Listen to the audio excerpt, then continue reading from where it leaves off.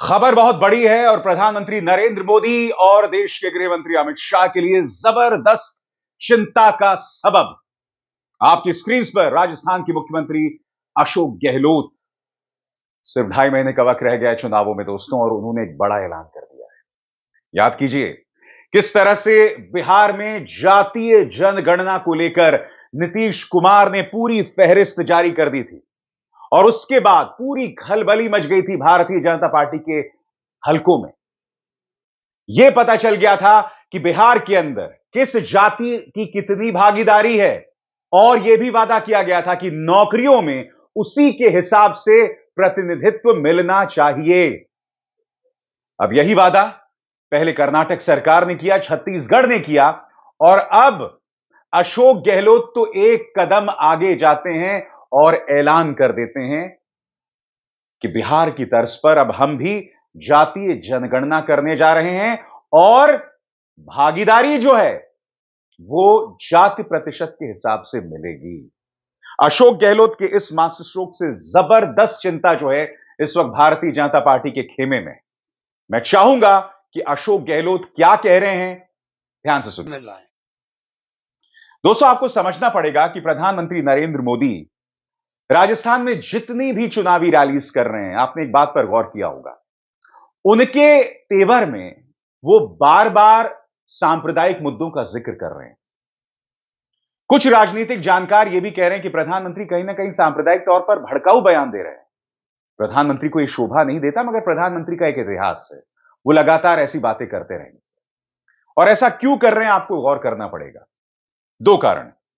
पहला कारण, राजस्थान में हाल के दिनों में सांप्रदायिक तनाव की कई मिसालें थी। राजस्थान में कन्हैया लाल को 2 आतंकवादियों ने मौत के घाट उतार दिया था, मगर बावजूद इसके मुख्यमंत्री अशोक गहलोत सक्रिय हुए, कन्हैया लाल को उचित मुआवजा दिया, परिवार के सदस्यों को नौकरी दी। दोनों आतंकवादियों के पक्ष में किसी ने रैली नहीं निकाली, किसी पॉलिटिकल पार्टी ने उनके पक्ष में थाली बजाओ, ताली बजाओ, मोमबत्ती जलाओ, ये किसी ने नहीं किया। किसी ने नहीं किया, वो सक्रिय हुए। हां, सांप्रदायिक तनाव पर काबू पाने के लिए अशोक गहलोत बहुत कुछ कह सकते थे, कर सकते थे। जो सांप्रदायिक टकराव हुआ उसको लेकर मैंने अक्सर उनकी आलोचना भी की थी, वो उन्हें करना चाहिए था, मगर मंशा जिसे कहते हैं ना, मंशा बुरी नहीं थी। प्रधानमंत्री लगातार इसलिए सांप्रदायिक तौर पर भड़काऊ बयान दे रहे हैं क्योंकि वो जानते हैं कि यही एक रास्ता है राजस्थान में सत्ता पर आसीन होने का। वो जानते हैं कि ऐसा हो सकता है। यही वजह है कि वो कन्हैया लाल का जिक्र करते हैं, जबकि आप जानते हैं उस पर कार्रवाई हो गई। वहां पर उन आतंकवादियों के पक्ष पर किसी ने कुछ नहीं कहा, बावजूद इसके वो लगातार ये बातें करते रहते हैं।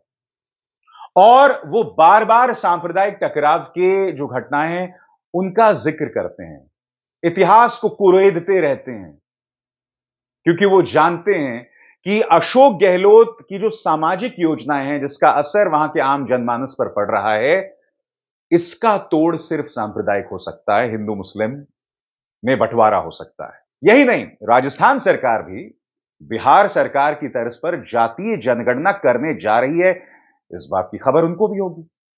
और यही वजह है कि भाजपा के तमाम नेता इस वक्त भड़काऊ बयान दे रहे हैं। मगर हो क्या रहा है दोस्तों, मैं आपको बतलाना चाहूंगा कि जातीय जनगणना पर बयान देकर कहीं ना कहीं भाजपा फंस रही है। प्रधानमंत्री का क्या बयान आया कि जातीय जनगणना से माइनॉरिटीज को नुकसान होगा, मगर क्या प्रधानमंत्री ने देश की जनता को यह बतलाने का प्रयास किया है कि जिसकी जितनी भागीदारी या जिसकी जितनी प्रतिशत, उसकी उतनी हिस्सेदारी? प्रधानमंत्री ने यह बतलाने का प्रयास किया है।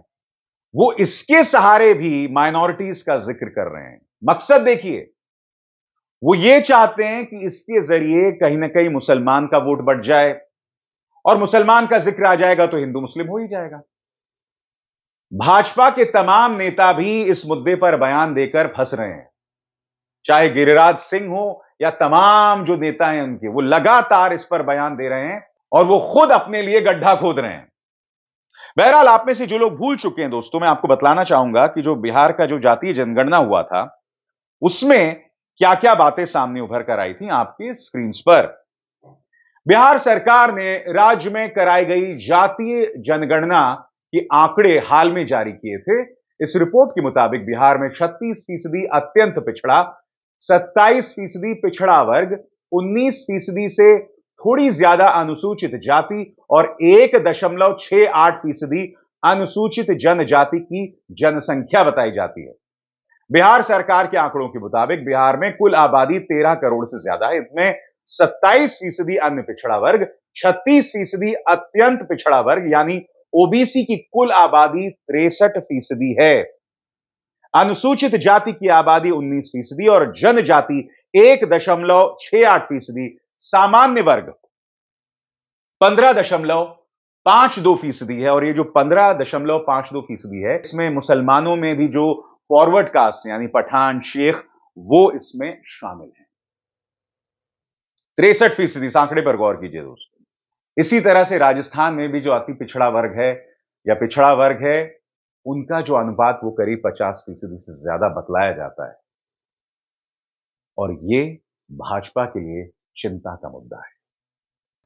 और सबसे बड़ी बात, शुक्रवार की इस रिपोर्ट पर गौर कीजिए। सुप्रीम कोर्ट ने साफ तौर पर कह दिया है कि हम बिहार की जातीय जनगणना को नहीं रोकेंगे और किसी भी तरह की लगाम नहीं लगाई जाएगी। साफ है कि कहीं ना कहीं संस्कारी पार्टी की तरफ से याचिका आई थी और जातीय जनगणना पर रोक लगाने की कोशिश थी, जिसे सुप्रीम कोर्ट ने मना कर दिया है। और यह भाजपा के लिए एक और बड़ा झटका है। मगर आपको यह समझना पड़ेगा कि विपक्ष इस रास्ते को अगर अपना रहा है तो क्यों अपना रहा है। पहली बात, ऑफ कोर्स सोशल जस्टिस, सामाजिक न्याय एक बहुत बड़ा कारण है। मगर दूसरा, जब आपके सामने एक पॉलिटिकल पार्टी खुलेआम हिंदू मुस्लिम का खेल खेलती रहे, लगातार लोगों का बंटवारा करते रहे, मीडिया के जरिए सांप्रदायिक दुष्प्रचार हो, तो इसका जवाब दिया ही जाएगा। और यही वजह है कि अब कांग्रेस और विपक्ष जो है वो जातीय जनगणना के मुद्दे पर इतना सक्रिय हो गया है।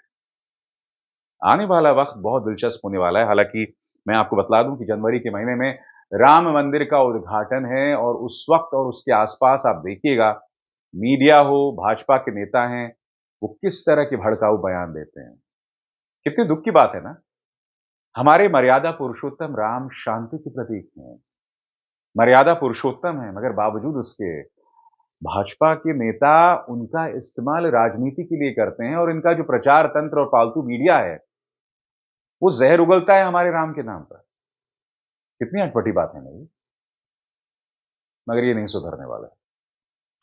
अभिसार शर्मा को दीजिए इजाजत। नमस्कार।